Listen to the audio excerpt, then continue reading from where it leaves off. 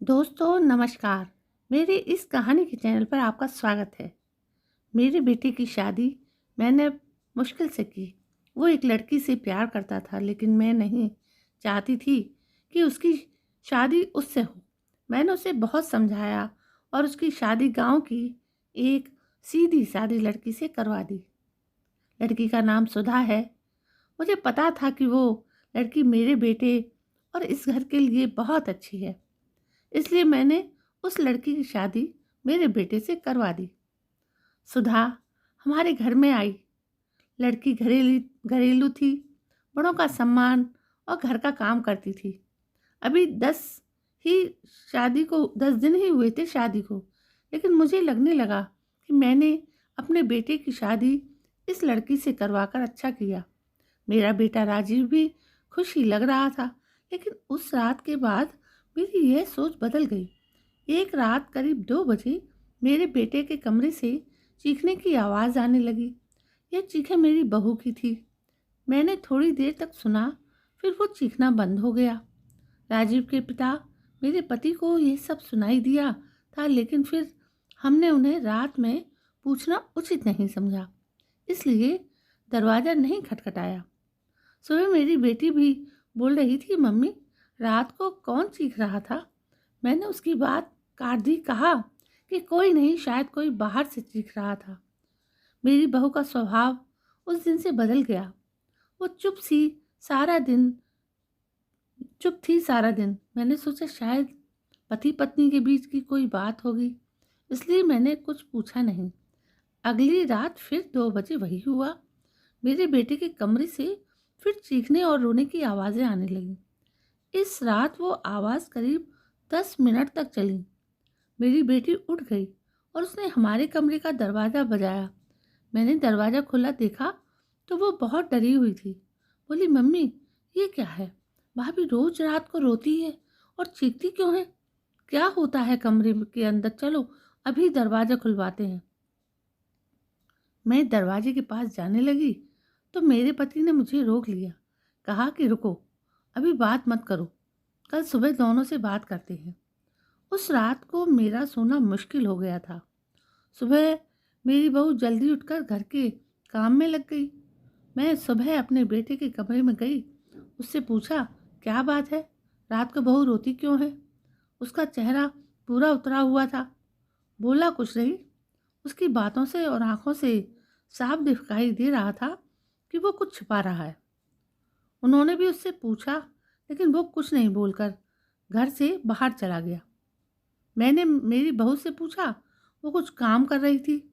उसको देखकर ही ऐसा लग रहा था कि जैसे रात में ठीक से सोई नहीं है। आंखें साफ बता रही थी। मैंने उसे पूछा, क्या हुआ? तुम रात को रो क्यों रही थी? वो बोली, रो रही थी? कब? नहीं, मैं तो सो रही थी और मुझे तो कोई आवाज़ नहीं आई। आप क्या बात कर रही हैं? उस कमरे में ऐसा क्या हो रहा था? ये बात या तो मेरी बहू जानती थी या बेटा, लेकिन दोनों ही कुछ नहीं बता रहे थे। पर दोनों के चेहरे से साफ पता चल रहा था कि कुछ है जो ये दोनों छिपा रहे हैं, लेकिन क्या? अब जब भी रात आती मुझे नींद ही नहीं आती, क्योंकि आधी रात को फिर वही होता। बहू जोर से चीखती और रोती। मेरे मन में कई सवाल थे, क्या होता है उस कमरे में? फिर एक रात करीब 2 बजे मेरे घर में वो हुआ जो मैंने सोचा भी नहीं था। मेरी बहू रात को कमरे से बाहर आ गई। उसके कपड़े कहीं भी जा रहे थे। उसे कुछ होश ही नहीं था। बाल खुले थे और वो घर के चौक में आकर बैठ गई। जोर से चीखने और रोने लगी। हम सभी घर वाले बाहर आ गए। मेरा बेटा भी कमरे से डरा हुआ बाहर आया। बहू की ऐसी हालत देखकर हम सभी डर गए थे। मैंने मेरे बेटे से पूछा कि क्या बात है? वो बोला, बस माँ, देख लो, ये रोज़ रात 2 बजे ऐसी ही किया करती है। मैं आप लोगों को क्या बताता? सुबह जब उसे पूछता हूँ तो उसे कुछ याद ही नहीं रहता। बोलती है, मैंने तो कुछ नहीं किया। बहू जब थोड़ी देर बाद शांत हुई तो मेरा बेटा उसे कमरे में ले गया और सुला दिया। मैं सोच रही थी, यह क्या है? मैंने मेरे बेटे को कहा कि तू उसे उसके घर छोड़ आना। सुबह मैं उसकी माँ से बात करूँगी। सुबह होते ही मेरा बेटा उसे कुछ बहाना करके उसके घर छोड़ आया। मैंने उसकी माँ से बात की। उसकी माँ ने कहा कि ये क्या बोल रहे हो? मेरी बेटी बिल्कुल ऐसा नहीं करती है। मैंने जो सोचकर राजीव की शादी उससे की थी, वैसा तो नहीं हो सका। बहू को छोड़े अब 20 दिन हो गए थे। इस दौरान उसके घर से फ़ोन आता रहा, लेकिन मैं टालती रही। मेरा बेटा भी कह रहा था कि मेरे वो दिन कैसे निकले हैं मैं ही जानता हूँ। मैं उसे वापस नहीं ला सकता। कहीं उसने मेरी जान ले ली तो क्या करोगी? मैंने उस पर फिर ज़्यादा दबाव नहीं डाला, पर मैं अपने आप को कोस रही थी कि मैंने अपने बेटे की शादी उस लड़की से क्यों करवा दी। अब मेरे घर में कोई नहीं चाहता था कि वो वापस आए। इन्हीं सब बातों में 3 महीने निकल गए। फिर एक दिन अचानक ही मेरी बहू अपने सामान के साथ वापस मेरे घर आ गई।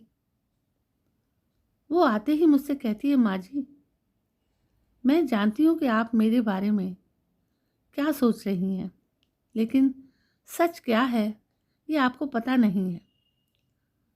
उसकी बातों से मुझे लगा कि कुछ है जो वो बताना चाहती है। मेरा बेटा घर आया और उसे देखकर गुस्सा हो गया। कहा, ये यहाँ वापस आ गई? मैं अब यहाँ इस घर में नहीं रह सकता, मैं जा रहा हूँ। मेरी बहू ने उस समय कहा, क्यों? सच सामने आ जाएगा इसलिए डर रहे हो? बताइए सबको सच क्या है। मैं उस तरह से क्यों किया करती थी? बेटा बोला कि क्या सच? सच यह है कि तुम पागल हो और रोज रात उस तरह से करती हो। बहू बोली कि माँ जी, आज अगर सबसे ज़्यादा दुखी और परेशान है तो वो और कोई नहीं, मैं हूँ। मैंने अपने पति की बात मानी, उन पर विश्वास किया। मैंने कहा, तुम क्या कहना चाहती हो? फिर मेरी बहू ने जो मुझे बताया उसे सुनकर मेरे पैरों के तले जमीन खिसक गई।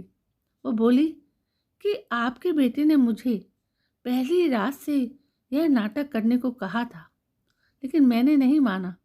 वो कहते हैं कि हम दोनों अलग बड़े शहर में जाकर रहेंगे। उनको कहा, अगर ऐसे मेरे घर वाले मुझे नहीं छोड़ेंगे, लेकिन तुम इस तरह का नाटक करोगी तो वो डर जाएंगे और फिर हम अलग रहेंगे। पहले मैंने बोला कि यहाँ सबके साथ अच्छा है, लेकिन फिर जब वो मुझसे बात नहीं करते थे तो मुझे उनकी बात माननी पड़ी। और फिर मैंने जब सब नाटक किया तो उन्होंने मुझे घर छोड़ दिया। मुझे आप सभी की नज़रों में पागल और न जाने क्या साबित कर दिया। इसके बाद मेरा फ़ोन भी नहीं उठा रहे। मैं उनका वहाँ मेरे घर इंतज़ार कर रही हूँ, लेकिन वो नहीं आए।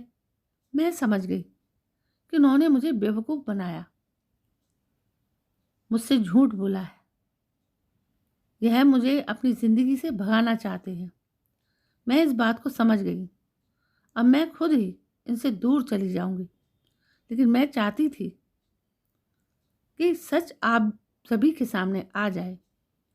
मुझे बहू की बातों पर पूरा विश्वास हो गया था। मेरा बेटा बोला, तुम्हें इसे रखना है तो रखो। मेरी शादी तुमने उससे नहीं होने दी जिससे मैं चाहता था, और इस गांव की लड़की से करवा दी। मैं चाहता था कि ये भी यहाँ से चली जाए और तुम परेशान हो, सोचो कि यह मैंने क्या किया। अब भी मैं इसे अपनी पत्नी नहीं मानता। मैंने मेरे बेटे को कहा कि बेटा, तुझे इस घर में रहना है या नहीं, इसका फैसला तू कर ले। मेरी बहू इस घर में ही रहेगी, और जो इसे इसका हक और इज्जत नहीं देगा वो इस घर में नहीं रह सकता। तू इस तरह की साजिश कर सकता है, वो भी सिर्फ अपनी माँ के बदला लेने के लिए। एक भोली लड़की को कुछ भी करने को कह सकता है, पर बेटा, जरा तू सोच, तूने इसे जो करने को कहा इसने किया। अपने बारे में और किसी के बारे में कुछ नहीं सोचा, सिर्फ तेरा सोचा। सोच, ऐसी पत्नी कहाँ मिलेगी? तू बहुत बड़ा अभागा है जो इस लड़की को छोड़ेगा। मैं बहुत खुश थी। मैंने अपने बेटे के लिए हीरा चुना था, लेकिन शायद मेरा बेटा ही उसके लायक नहीं था। मैंने मेरी बहू को प्यार से गले लगाया। मेरा बेटा भी कहीं नहीं गया। थोड़े समय तक ज़रूर नाराज़ रहा, लेकिन मुझे पता था उस लड़की से कोई प्यार किए बिना कैसे रह सकता है। आखिर धीरे धीरे सब ठीक होने लगा। दोस्तों, आपको ये कहानी कैसी लगी? कमेंट करके हमें ज़रूर बताएं। इसी तरह की कहानियाँ आप यहाँ मेरे चैनल पर पढ़ सकते हैं। हमारे साथ बने रहिए और हमें अपना सपोर्ट दीजिए। दोस्तों, यदि कहानी अच्छी लगी हो तो मेरे इस चैनल को ज़रूर सब्सक्राइब करें, लाइक भी करें और शेयर भी करें। दोस्तों, ऐसी ही कहानियाँ लेकर मैं आपके सामने आती रहूँगी। यदि कहानी पसंद आई हो तो कल मैं फिर हाजिर होती हूँ। तब तक के लिए जय हिंद, वंदे मातरम।